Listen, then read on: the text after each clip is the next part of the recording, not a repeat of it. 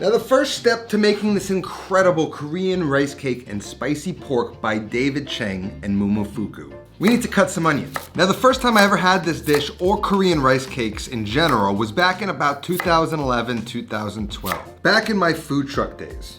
Chang and Momofuku had just hit the scene and he had this rice cake dish with a very spicy pork sauce. The spongy texture of the rice cakes and this tongue-numbing, spicy, addictively good dish reminded me of like a Korean gnocchi and some sort of Korean-inspired bolognese sauce. And surprisingly, I was unable to find any video on YouTube that covered this recipe. Now Ssam and Momofuku changed a lot over the years, and sadly now Ssam is closed. It was the first restaurant that showed me that you can eat fine dining while being casual and relaxed. Something that wasn't always the case. So today we're bringing back this classic dish so we can enjoy it forever at home and control the level of spice that we enjoy, because as addicting as this dish was, man was it spicy. So just go ahead, slice up about 3 medium-sized onions very thinly. About 1/8 of an inch thick is nice. We just want them the same size so they cook evenly.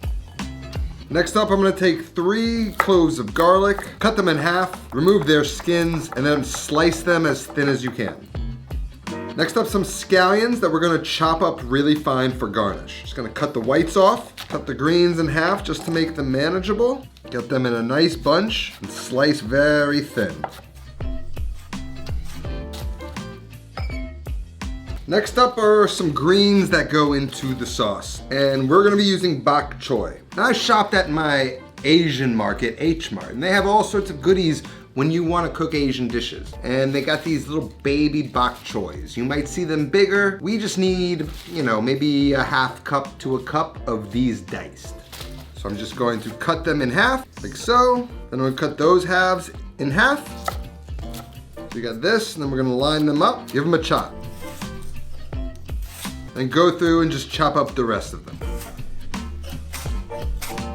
Now that's all the chopping, I believe. And we're gonna need a few more ingredients, and some of them may be specialty ingredients, but like I said, if you have a H Mart Asian market, you can find this stuff there, or if not, you can probably order them online. Next up, we're gonna need some red dried chilies, and this is where a lot of the heat comes in. We're also gonna need Szechuan peppercorns. These give a little bit of that spice. And then of course, Korean chili powder, also known as gochugaru. And then this tobanjan sauce, this fermented chili and bean paste. A little bit of soy sauce, some silken tofu, which we'll handle in a second, and then 1 pound of ground pork. Now for the Szechuan peppercorn, I like to kind of crack them in one of these guys. You could throw them in a plastic bag and just sort of bang them, but we need a tablespoon of those. You don't want to grind them into a powder. You just sort of want to crack them open, release their aromatic fragrance, and break them down just a tiny bit more. Then we can pour those into a little bowl, and then to that, we can add another tablespoon of the red chili flake or that gochugaru. Save this for later. And then for this silken tofu, it's very sort of loose. And so the recipe calls for taking about 8 ounces of it and sort of whipping it, breaking it up and smoothing it out. And I'm gonna do that with an immersion blender. And when you whip it with a blender or an immersion blender, it sort of turns that tofu into a dairy-free cream.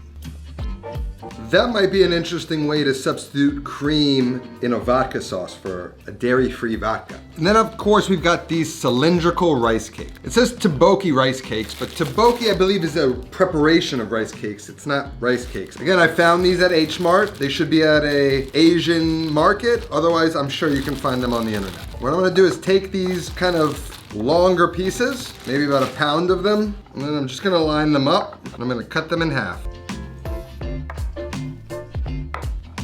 I forgot, we're also gonna need a little bit of sugar. And then about 6 tablespoons of some water that's gonna bring the sauce together. And that's everything. You know, some of these recipes have lots of components, but they actually come together pretty quickly and easily like this one does. So let's get cooking. Now I'm gonna get a medium pot on high heat and coat the bottom of the pan with oil. And then add in the pork. Break it up into a flat layer. Season it with salt, and then let that one side cook undisturbed for a minute or 2. Then take a wooden or slotted spoon and start breaking up the ground pork into more of a mince. We just want to cook the pork until the pink cooks out, but we don't really need to brown it hard and risk drying it out. Once the pink is cooked out of the pork, transfer it to a bowl and then get the pan back on the heat, add more oil to coat the pan, and then add in the onions. Season the onions with salt and cook on high heat for about 5 to 8 minutes. We want to caramelize the onions, but we're going to cheat a little bit in the beginning by using high heat to get some color. Once the onions have developed a little bit of color, then we're going to lower the heat down and cook them slowly, stirring occasionally for about 20 minutes. Now, while those onions cook, I want to tell you about the pans that I'm using thanks to our sponsor today, Maiden. Maiden designs professional quality products for the home cook, and they partner with multi-generational factories and artisans to offer you a real comprehensive collection of pots, pans, serveware, and everything else you might need to cook and serve food in a home kitchen.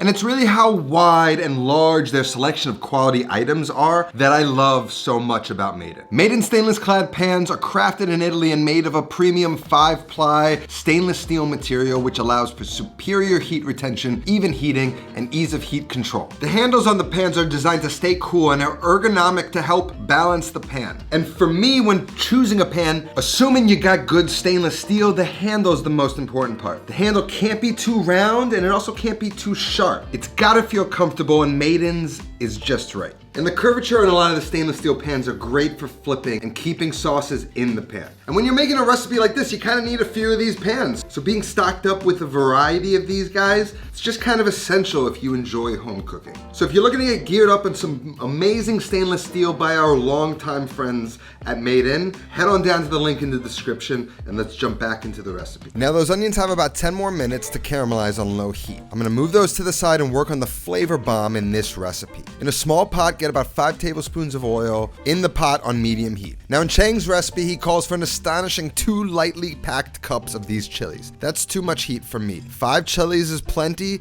add 3 if you like it mild. Let those toast in the oil for a minute, stirring them around, and after a minute, you can add in the garlic. Toss those around in the oil as well until they become fragrant, about another 30 seconds to a minute, and then turn the heat off. Add in the red chili powder and the Szechuan peppercorns, stir those around in the oil, and then add 2 tablespoons of the fermented bean and chili paste.